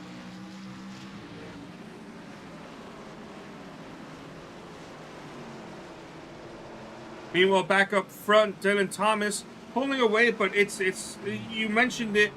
Santiago is slowly starting to gain him down, although it looks like it's starting to even out recently. But there's still plenty-ish of time. We're just, I think, next time by will be halfway.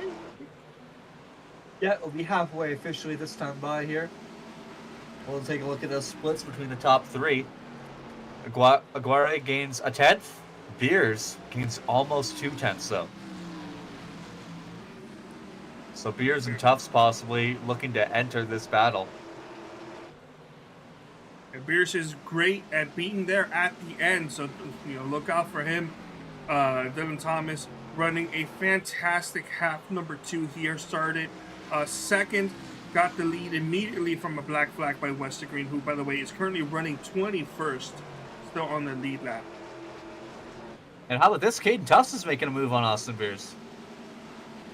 He looked inside there. Austin Beers is forced to run the high side. I'm not sure if Austin Beers is trying to find some speed up there, but Caden Tufts, if he keeps opening that door, he might see a Canadian on his inside there. Capiano got loose exiting off of 2, and Darren Staff, who's been trying to sneak his bumper in there, has finally gotten that window of opportunity, looking to the inside of the 21. Side by side into 1 and 2. I'm going to give the advantage to 45, possibly at the exit of the corner. We'll see clips the grass a little bit.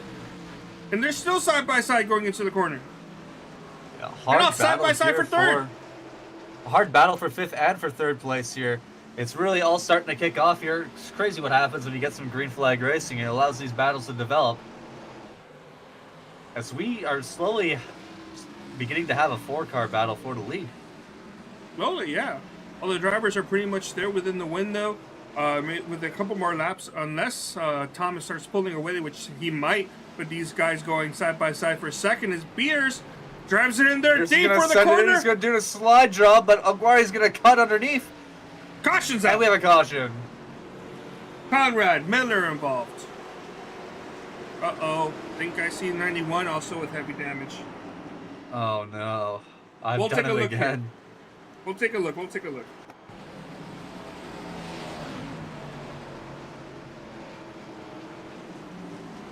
What happened here? Oh, it's on the up front ahead. straightaway there. 65. Oh, James Miller. Oh, boy. A rough night for Noah Brown. I think Noah Brown and Jess Story may have gotten together.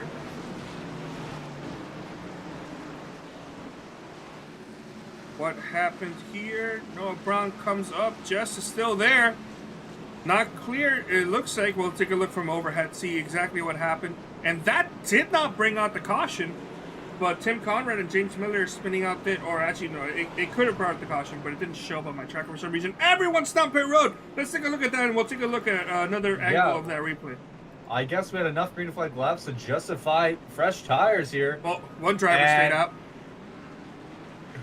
Just Story came out first. He missed his stall. He missed his stall. All this, Noah Brown stayed out, and look who's back up front. Daniel Gore. Half number 1 winner. Took his time to try and get up, and now all of a sudden he's in 3rd. Dylan Thomas drives all the way to 6th. This is going to shuffle things up like crazy. Yeah. 8.83 second pit stop. I'm assuming right side only. Mecchio Pernasiglio as well. 8.4. First driver with, for sure, 4 fresh tires is Austin Beers in 4th place right now. With Just Story going down pit road. Dylan Thomas, also 4 tires. Gabble, I'm assuming 2 tires or gas only. I really don't know. Kynan Jones, 7.9. That's either the fastest 2-tire pit stop or a decent fuel-only pit stop. Santiago, 14th, went from leading this, second in this race down to 8th. Caden Tough, 9th with 4 tires. Darren Staff, 10th right now, also 4 tires. And look at that time, McIntosh. 8.75 second pit stop. And he's just 1 position outside the top 10. All right, let's take a look at a different angle here on that accident. Let's go with an overhead camera. I gotta pull it up first. Where let's just highlight Jess Story and see just what happened. Pouring it down. Jess got a really good run on the outside. A little bit of netcode. There would have been contact regardless. And this angle looks a little different. I thought 65 came up I think onto that's the 29. But I think that's two cars trying to occupy the same space at the same time. I believe Racing Control would probably look at that as a racing incident. Yeah, from this angle, it really does look like, yeah, he for sure got the cleared call, but by the time he moved up, he was no longer clear. I agree with you. That looks like a racing incident of two drivers getting, going to where there's no space for two. All right, well, we're double file up front here. We have lots of different tire combinations going. Oh, hang on, we're not going green. It looks like we're giving it another lap. But what a familiar sight, the two Redux racing cars controlling the restart. But how are they going to be able to handle one of them? I believe Noah Brown did not take any tires. I believe he stayed out. And then Daniel Gore on 2 tires compared to Austin Beers on 4 just behind him. So we'll see how this shakes out here. You're looking at the pit stop lap. The big difference, Noah Brown went down pit road on lap number 18. Everyone else, lap number 44. So huge gap. And we did have, I would say, a medium run. So I think tires may matter.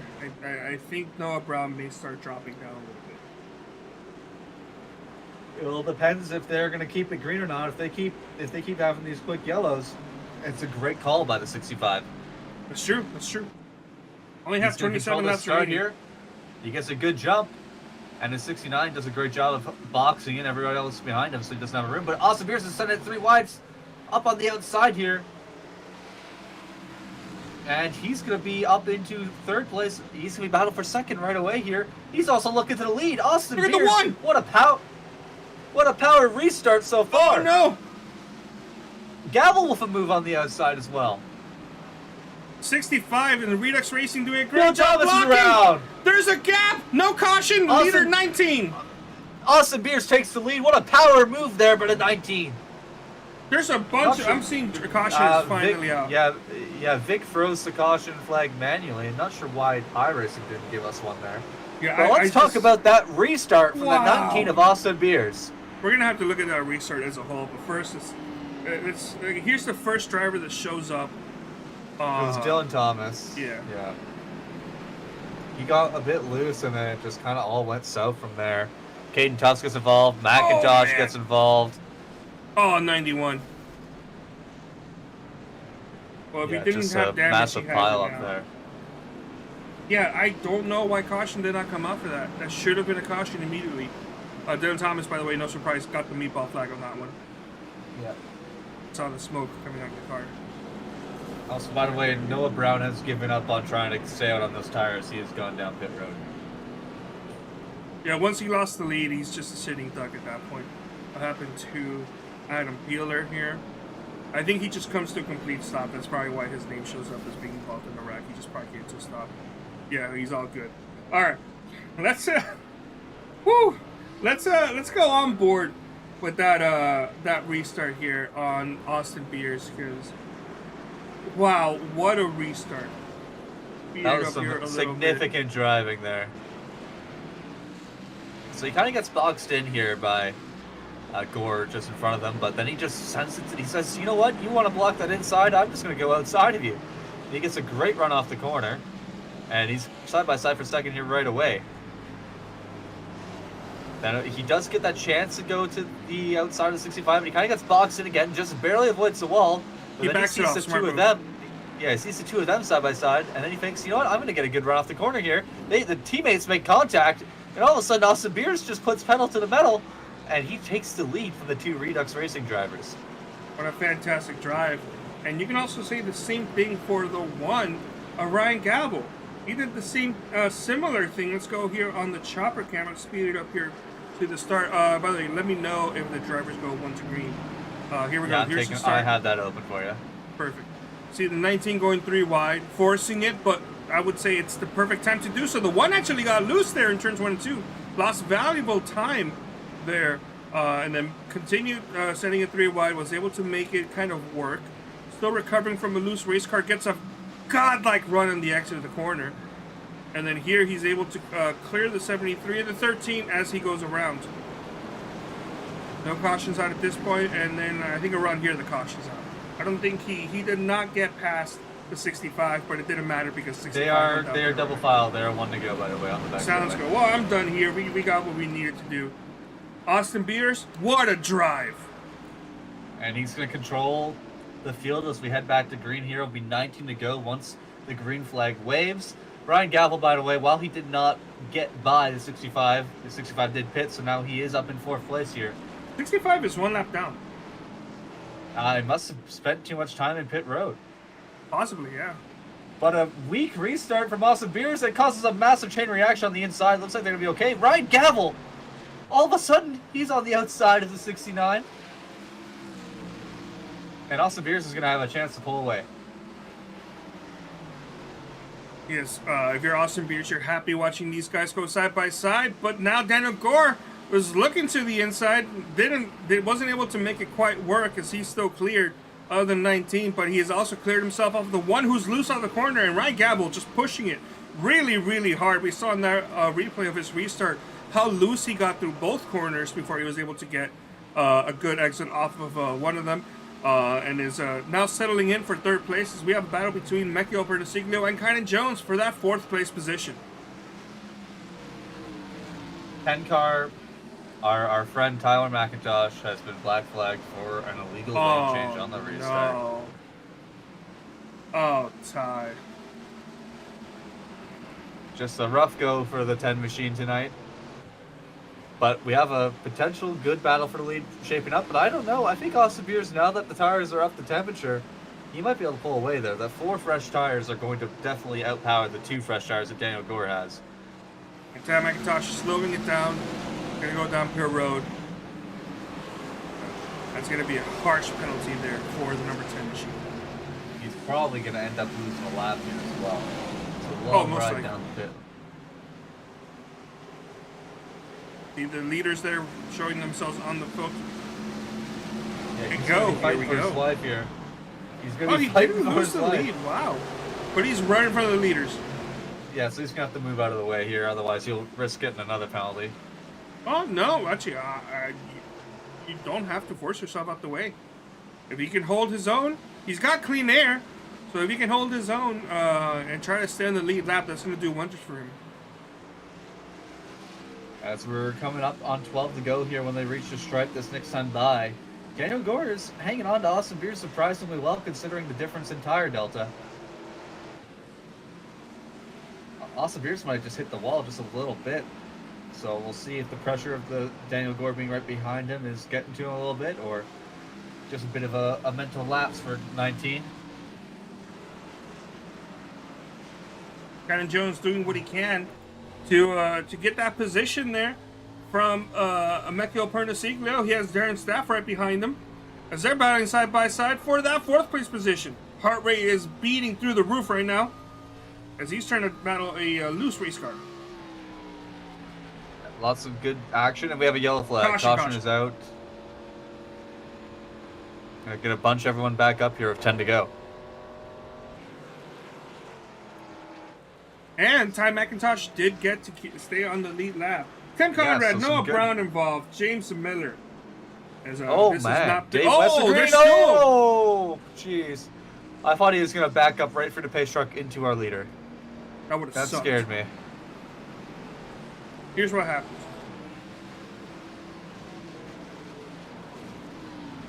Something else up ahead. 7509 involved. 29 Oh. Jess Story. The 9. Just nowhere to Western Green. go. Jess is actually stuck. He ended up going a lap down. Is anybody else's name shows? Nobody else's name. Who was involved there? Was it that got involved? Was that Caden How did Tufts this up there? start? That's a 75. Might have Good been. good and got Good loose, gets- yeah. And then just lots of nowhere to go. The 29 catches air there. A hard contact for some of these drivers. Let's go on the blimp cam here. See what happened, a little loosey-goosey. It gets it corrected, and then he just still, the tires are still hot. A little too much beans exiting the corner. And wow. Hard hit for the 29 too. Yeah, just another chain reaction there. Westergreen can't go anywhere. He's waiting for the cars behind him to get out of the way. Here's on board with Jess Story.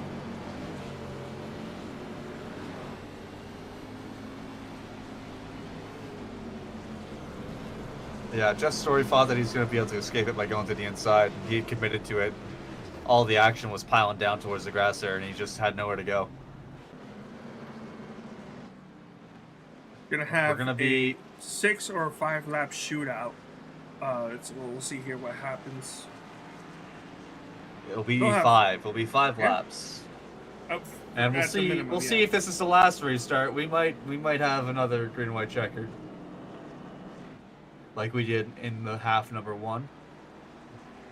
Does Daniel Gore have anything for Austin Beers on that old rubber, or is Austin Beers just got to get a good restart and he'll be good to go? To be fair, last time he didn't really have that strong of a restart.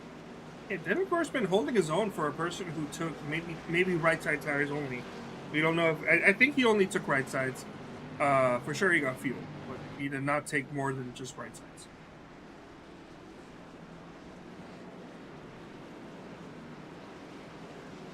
Well, we are 1 to green now. It'll be 5 laps to go here in half number 2. Austin Beers elects to take the top line. We've actually extended the caution by 1 lap. It's now 2 laps to green again. Race control is trying to get some people back on the lead lap. Okay. So that's going to limit our amount of green flag laps. So it's going to be 4 laps to go when we go green now. I think Jeff Story has taken the car to the garage. His night is done alongside Thomas, Bracy, and Scarborough. 4 drivers out this race, and the rest of the drivers should be on the lead lap once you go back to green. Or if not, then 1 lap down. Buster Green getting himself back in the lead lap. As he'll be the last one. And we are extending it by 1 more lap to let those cars speed up. So it's going to be 3 laps to go. So I'm sure these drivers in lane number 2 probably not too happy about this. They're running out of opportunities for them to possibly make a move. It's essentially a green-white checkered now. Green-white checkered plus 1. The green-white checkered. Green-white checkered. Austin Beers probably not complaining though. Yeah, but knowing him, he'd probably want to run this race out and That's true. Need to go. Well, it is now officially 1 to green. We will have 3 laps to go here. Austin Beers, Daniel Gore, Kynan Jones, Ryan Gavel, and Michael or Mikal Pernasig, whatever. I had it earlier. You know him. He's in 5th. Thank you, Carlos. Darren Staff in 6th. Santiago Aguirre in 7th. Ethan Burrell in 8th. Zach Evans 9th, and Caden Tuff's 10th here. We'll see. It's really going to be up to, I believe, that front row for who really wins this race. It's going to come down to this restart, which is coming up just now. Pace truck is going to dive down. Austin Beers controls the field. He gets a good jump. Kynan Jones with some help there. And he is smooth sailing. We'll see if Kynan Jones can make a move on the 69 of Daniel Gore. Looks like he might be able to. He's holding his own on the outside. Austin Beers is loving this right now. Side by side behind him. 2 to go for the 19. Hopefully this can finish out cleanly. Contact between the 69 and 73 as the 19 and continues to pull away. Up the track. All sliding up the track there. Austin Beers is loving this. But it's really all holding stationary. No one really gains or loses anything. They all just slow down quite a bit. The 28 is looking to make it 3 wide. And now Daniel Gore is going to be able to hang on for 2nd place. It looks like the 28 sends it in. He's going to cause a wreck. Oh, no. This is a wreck on the white flag. No cautions coming out. And that's going to be a penalty to the 28. Ryan Gallo getting a lot in. And Austin Beers is going to come home. A good second half recovery drive for Austin Beers. He's going to be happy about that one. Daniel Gore finishes 2nd. Ethan Burrell in 3rd. What a huge wreck there at the end.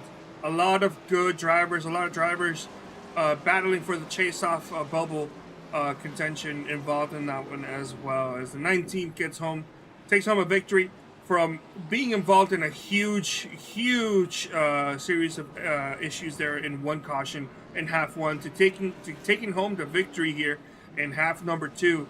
Austin Beers is a redeemed man. Well, we'll see if we have a chance to unpack that there, or if we'll just hop right into interviews. But we can definitely unpack that. All right, we'll have time to unpack that there. Lots of Really, I mean, really all that happened there was the 28 sent it in too deep, and everybody else was not letting up because it was time to go. I mean, yeah, you have to go for it. 28, here it is. That battle between Kynan Jones and the 28. Kynan Jones lost that second place battle. And then from there going into that corner here, 28 sends it in too deep and takes out a couple good race cars as the 45 and the 88 separately make contact. 45 clips the one. That kind of makes the wreck even bigger. I don't know if that's going to be a separate incident or if Race Control will deem that as a part of like the whole incident.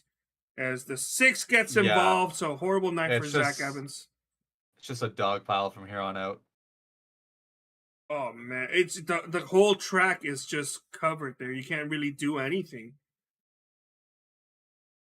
Yeah, there was no letting up, like I said, because it's the final lap of the race. You're going to try and get everything you can, but that's a big one. One of the bigger ones we've seen this my season. goodness! Oh my goodness. Almost going Westergreen. upside down there.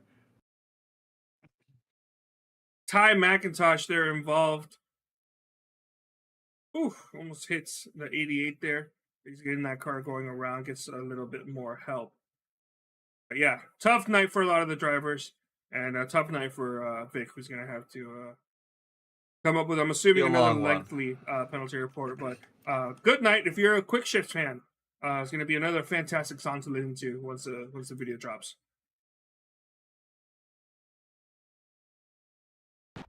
All right, let's go over the final race results, and then we'll bring in your half one winner and your top 3 and half number 2. So take it away. All right, so our half number. Sorry, I'm listening to Vic and one of your drivers go at it there in the post race. It's not looking good. That. I don't want to hear that. But half number 2 results. Austin Beard wins half number 2. Daniel Gore and Ethan Burrell finish off the podium. Going down, we have Caden Tufts, Thomas Capiano, Dave Carpenter, Jesse Cotterill, Cooper Johnson, James Watson, Tim Conrad rounds out your top 10. Matt Hackathorn, Rashid Cole, Santiago Aguirre, Noah Brown, Darren Stapp, Kynan Jones, Dylan Gooden, James Miller in 18th. Sorry, I got a little distracted. Listening to what I was listening to, yeah. Tyler McIntosh in 19th. 20th, we have Michael Pernasiglio. 21st, Ryan Gavel. 22nd, David Westergreen. And rounding out the rest of your field, we have Zach Evans, Adam Taylor, Alex Kenton, Jess Story, Dylan Thomas, Ray Bracey, and it's not on the screen, but 29th is Jake Scarborough. All right, so we should bring in our half number 1 winner, which is Daniel Gore. We can also kind of count him as our half number 2 second place interview. So we can do a little 2-for-1 here. I'll bring up Daniel Gore. Daniel, a good night for you and the Redux Racing Boys as you're most certainly going to extend your team or constructor standings lead. For yourself, a great night as well. First place in half number 1, second place in half number 2. Just talk us through your night. As the story seems to go, or be for me this season, I turned my first laps, I think yesterday night at the practice. So, not a lot of confidence anywhere, and I started off really slow. So, that wasn't fun, but slowly got the hang of it. Figured out a few changes I could make to the car to make it better, and yeah, first and second, I 0x both halves. I will happily take that. 0x both halves makes that even more impressive because we saw lots going on in both of those halves, and especially in half number 2 where you had to drive through all of that nonsense to get into second place. Half number 1 there, a bit of an, I don't want to say easy drive for you, but you pretty much just got up front with your teammate there, and then he got wrecked unfortunately, but then there was just cautions after every 5 laps, so pretty much all that you had to do was get a good restart.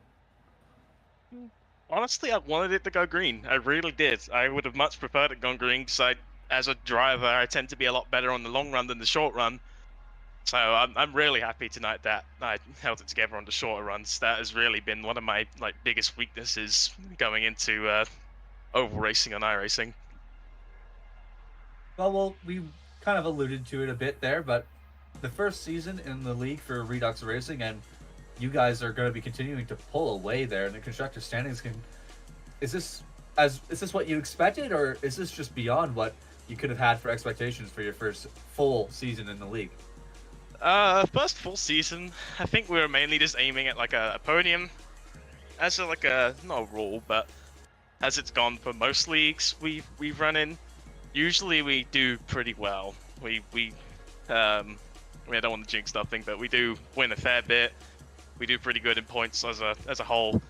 So I mean, I wasn't expecting to be leading points at all this season, but I'm glad that we're there and in the position to do that and extend maybe tonight. We'll have to see how it goes with where my teammates finished and all that. But overall, really happy with how we're doing this season. Well, you definitely put on a show in that second half with getting up to the front.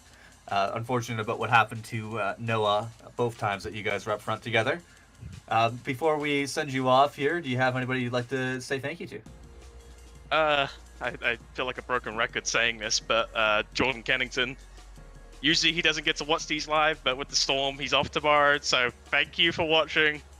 And I want to say thank you to my friends back in England where I grew up.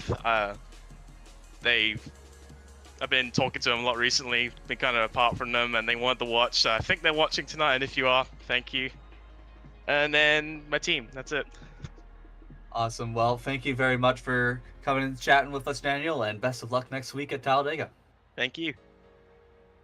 Awesome. So that was half number 1 winner and half number 2 podium finisher, Daniel Gore. We don't have Ethan Burrell at our disposal, so I guess we'll just bring in half number 2 winner, Austin Beers. What do you think about that, Carlos? Yeah, sounds good. Go ahead and bring it on up. All right, and here's half number 2 winner, Austin Beers. Austin, Carlos and I were both really enjoying that show you put on that restart after everyone picked. Can you just talk us through that first before we get into the rest of that race? Yeah, I knew I was the first car on 4, so I just had to make quick work of the guys ahead of me, and I got to the outside of the 65, and he kind of ran me up, and then the 69 got on the inside of him, and I knew I'd have a pretty good run out of 2 as long as I, backed up my entry a little bit and had them wash up the track. And fortunately for me, the 69 got in the 65. They both kind of got a little sideways. There was just enough room for me to get underneath there and able to complete the pass. But it was a fun race. I got some laps in real life here and got a pole here in real life, so kind of familiar with the track.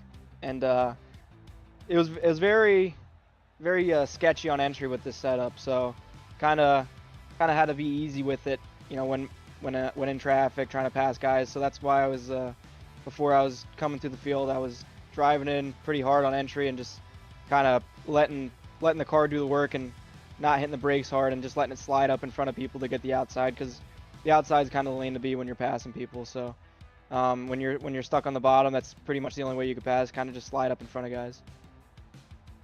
Yeah, well, you definitely executed on your game plan really well on that restart. And before we talk about just the fact that you won, I think Carlos and I both want to know what happened in half number 1 there in that wreck where I think you made contact 3 times and then eventually just shifted into the wall, just gave up. Like, yeah, can you voice that at all? Wester Green spun in front of me after I finally made my way through the field after pitting for some reason when nobody else kind of did. So then I was just kind of pissed off, and then I kind of made it through the wreck, and the field didn't allow me to. I got clipped again. Then I was in the grass. Then my tires didn't work, so I shut myself off. Honestly, an understandable reaction. I think Carlos and I probably would have done the same thing if we were in that car at that point in the race. Yeah, going back to half. I would never be that up front. Fair enough. Going back to half number 2. Yeah, once you got up front there, you kind of never looked back. You just controlled the field, and I'm sure you didn't mind having 3 green flag laps taken away there as race control was sorting out some lap car situations.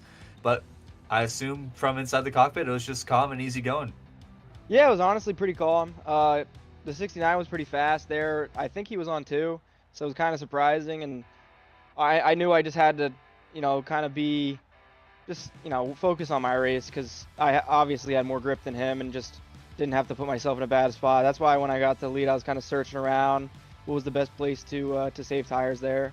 And, this track has a lot of bumps where if you hit them, you get shot out of the groove. So just trying to avoid those, not make a mistake, and kind of run my own race. So definitely was a lot of fun coming through the pack. I know on the start of the race, on the restarts, I would just go 3 wide to the outside of everybody and get a row or 2. on each restart, and that really helped because everybody just stays in line and checks up into one, and you know there's a lot of room out there, so you just got to take your time, and you know you could pick off a row at a time. So just slowly make my way to the front. I don't think anybody's pissed off at me tonight, so that's pretty special. Well, a good night for you, Austin. Do you want to say thank you to anyone before we let you go here? Yeah, Do Good Motorsports, everybody those at that team. I love running for those guys. Black Flag Podcast, The Joyous Seating, Troy Race Cars, Shark Lounge, Fenceline Films. Tom does a great job with all the videos that he does in real life on Real Life Modified. So just shout out to you guys for the broadcast and Vic for putting up with us idiots. Well, thank you very much for calling yourselves idiots. It means we don't have to sometimes when those wrecks happen. We appreciate that. You guys think it, but you know I'll be the first to say it. Awesome. Well, you have a good rest of your night, Austin, and we will see you next week at Talladega. All right, thanks, guys.